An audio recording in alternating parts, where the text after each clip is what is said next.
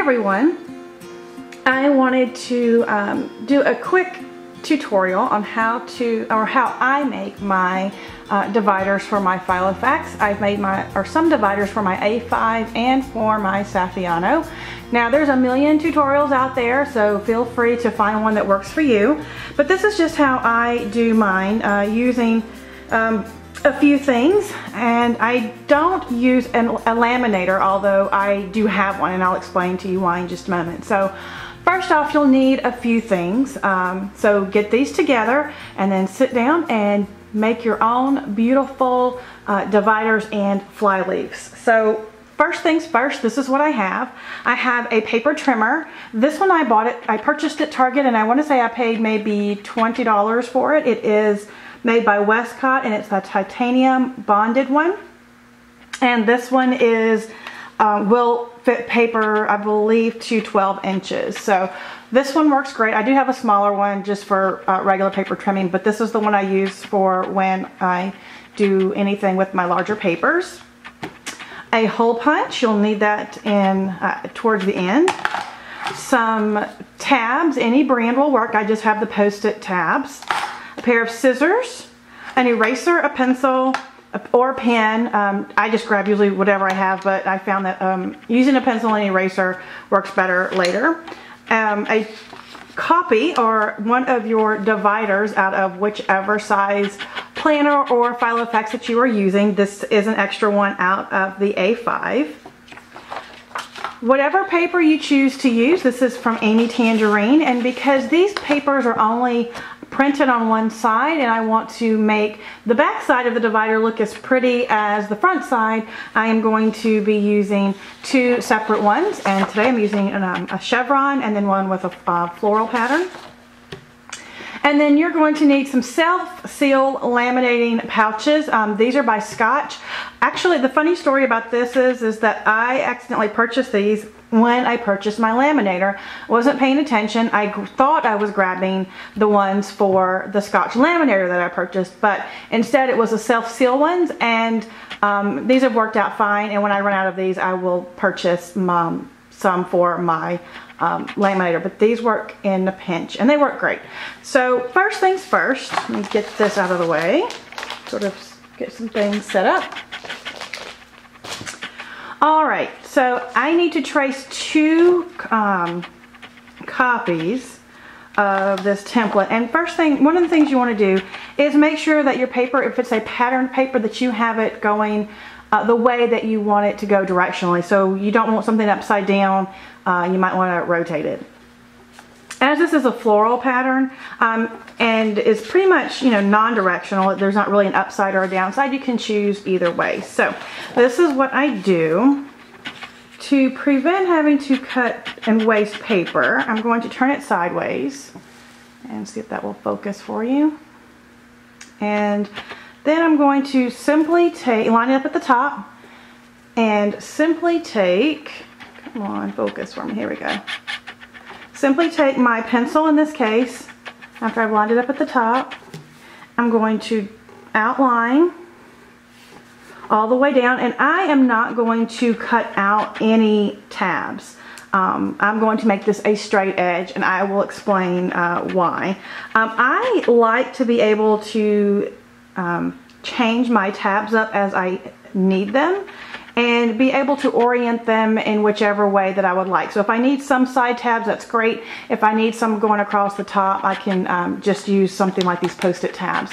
That works for me, but you may have a different preference, and that's okay. That's the great thing about doing it yourself, is that you can design it how it works best for you.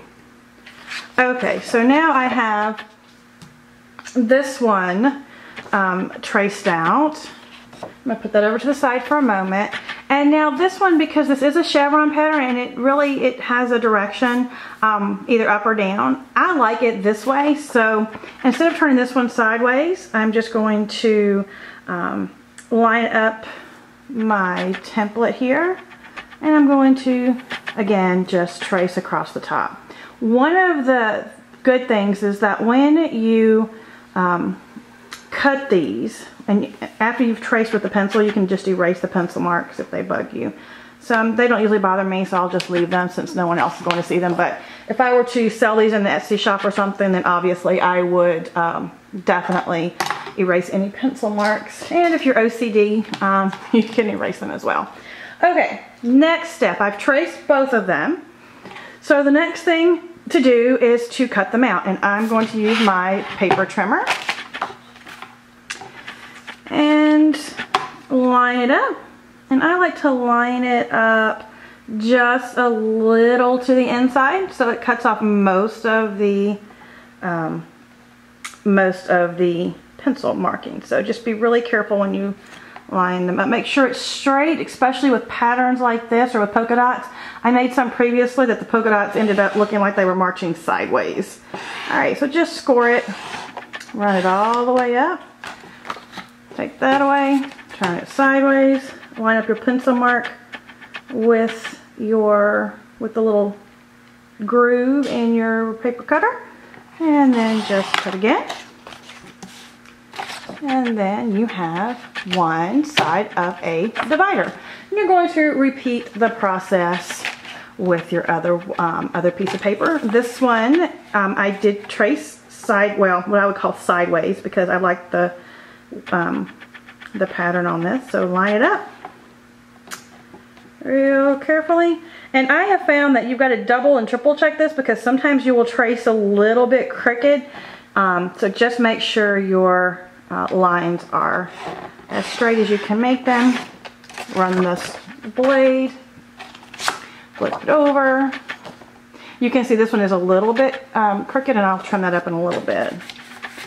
And then you will do the same thing for the bottom side.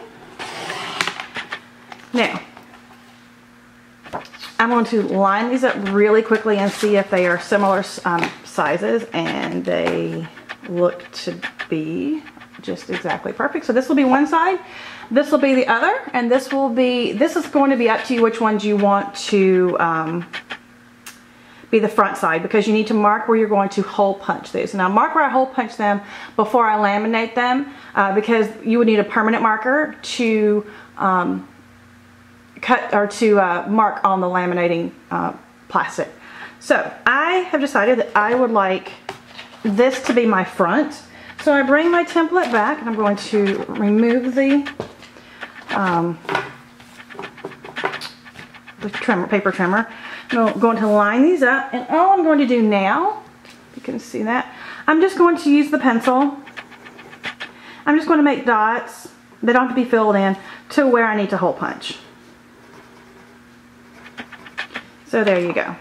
All right, now it's time to laminate. And again, these are the Scotch self-seal laminating pouches. I purchased this myself at our local Walmart.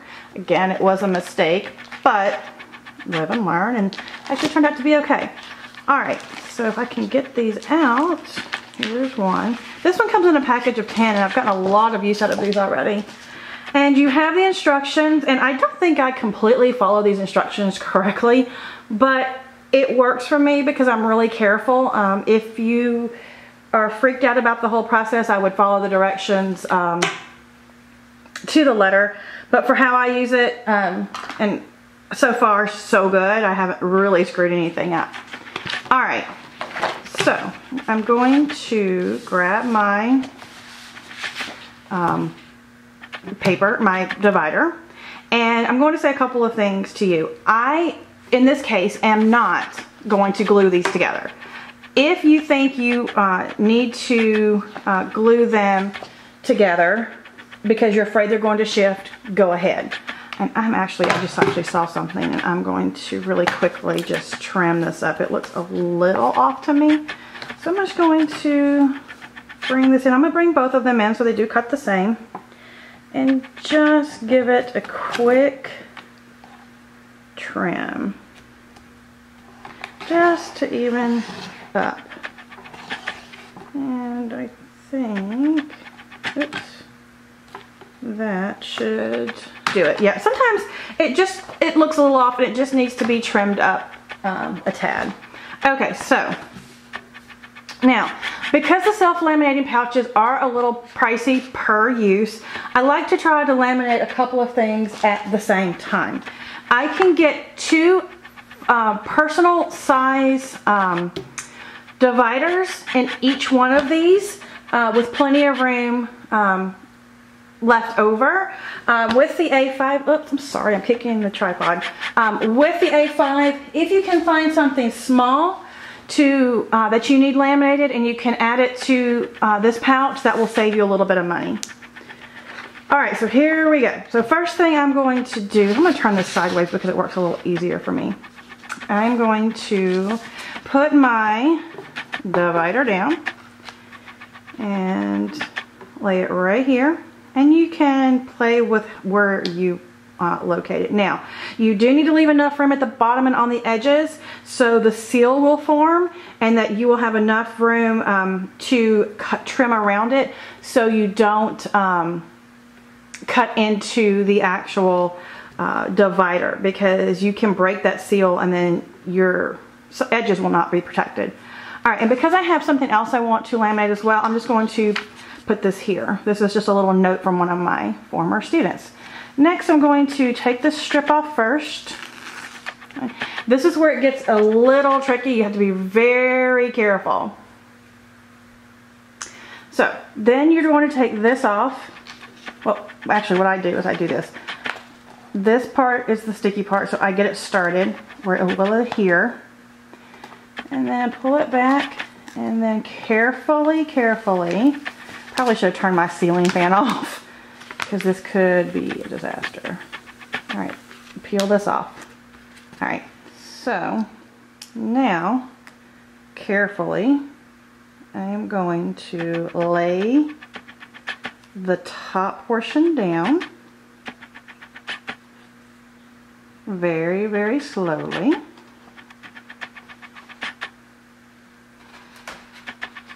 You see it's adhering. Pull the rest of this off and pull it on down like this. Now, you need to, I have my scorer over there and I usually use that. You need to press really hard to form that seal to get the air bubbles out.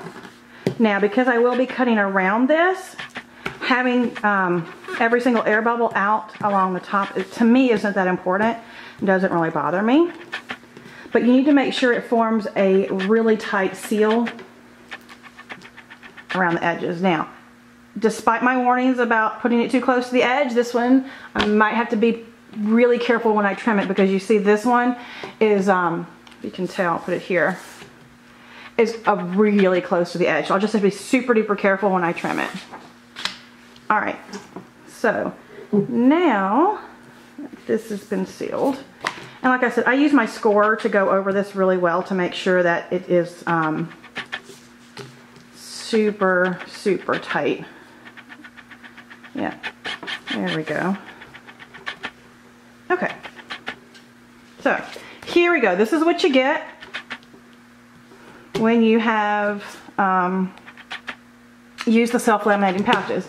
Now it's time to bring your paper trimmer back over this, and you can also use a pair of scissors. I just find it makes straighter edges if you do it this way.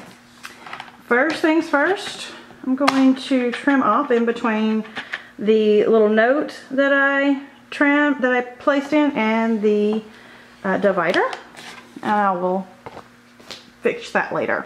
Now, what you want to do, if you can see here, it forms this seal. You can see this little pocket, and I don't know if it's going to focus real well. You can see around the top. You do not want to cut into that little pocket of air that you see. That is the seal. So what now? Take this and you line it up to the closest you can without cutting into that little seal that it has made around the paper, and you simply cut one. And you repeat on all of the sides. 2. And this edge is ought to be really careful, and I am not going to cut as much as I normally would just because I don't want to break that seal. 3.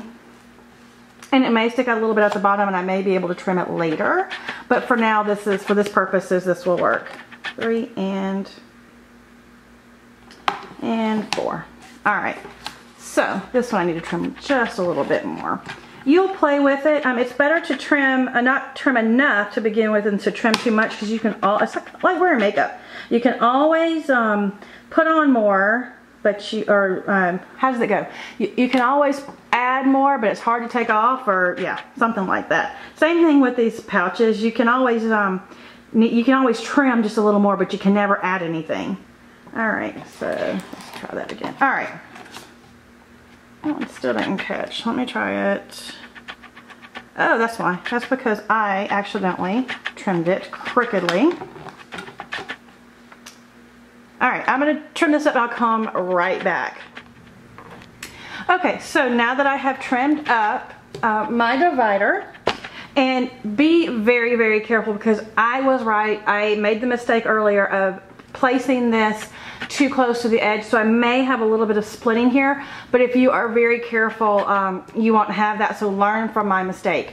Okay, so this is my laminated divider, and you see I have my hole punches here, and I'm going to use this handy dandy old school metal hole punch. And here's why. I don't have an A5 hole punch. I have the Rapsco one from Amazon that will perfectly punch my Saffiano dividers, and you can see I've made my, and this is my personal Saffiano, and you can see I made some dividers for it. That punches beautifully. The personal and the compact size, that does not punch the A5s well, without, excuse me, some finagling around with it. So I just decided to go old school. So here we go. All right. So this will take a little bit of brute force. First of all, you know what? You're gonna just see how it rolls here at my house. I just noticed that the part of this is full. All right, there we go. All right, come on and focus. There we go. All right, here we go. Now, one more time. Slide this in, line it up. It will take some force because it's going through 2 layers of plastic and 2 pieces of cardstock. All right, 1, 2, 3, 4, 5, and 6. All right, that is all hole punched. A little bit off, but it'll work. Okay, now you will need to go back and find your tabs, and you're going to get to decide where you want your tabs. Now, I have some going down the side in my Filofax, and I have some going across the top. It's however you want to set it up, you can, and that is why I don't do the tabs on the side or within the original template. So I can take this and place it here, here, here, here, here, anywhere I want to. In this case, let's just say I want to put it across the top. I can do so. And there we go. There you have it. A quick and easy video on how to do your own A5 divider. Or this also works for any other size planner that you may have. I hope you enjoyed this video. If you have any questions, please leave them down below. Again, this is using the Scotch self-laminating pouches. I did purchase this myself. I'm not being paid to do this video using the pouches. I thought they were easy to deal with, especially if you don't have access to a laminator or don't want to incur that expense. So if you have any questions, feel free to post them below, and I will see you in the next video. Thank you so much, and y'all have a great day. Bye-bye.